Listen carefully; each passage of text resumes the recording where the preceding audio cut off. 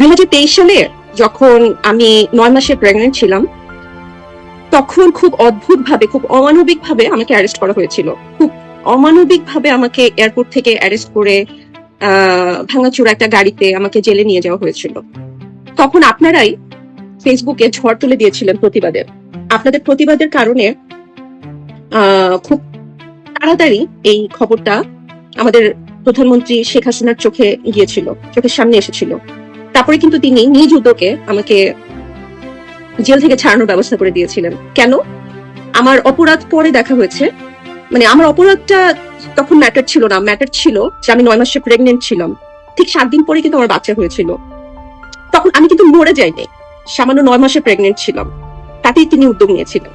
কই, এখন রামিসা হত্যা হয়েছে, এত ছোট ছোট বাচ্চারা হত্যা হচ্ছে, ধর্ষণের শিকার হচ্ছে, কত অমানবিক ভাবে হচ্ছে। আপনারা তো ফেসবুকে কাঁদতে কাঁদতে মরে যাচ্ছেন, স্ট্যাটাসে ঝড় বয় দিচ্ছেন। কই, এখনকার প্রধানমন্ত্রী তো কিছু করছে না। আপনাদের কি মনে হয় আপনারা এখন ভালো আছেন, এখন নিরাপদ আছেন, নাকি তখন ভালো ছিলেন? আপনারা নিজেদেরকে নিজেরা জিজ্ঞেস করেন। আপনাদের মেয়েদেরকে নিয়ে কি আপনারা এখন মানে শান্তিতে থাকতে পারেন, নাকি তখন পারতেন? নিজেদের বিবেককে জিজ্ঞেস করেন।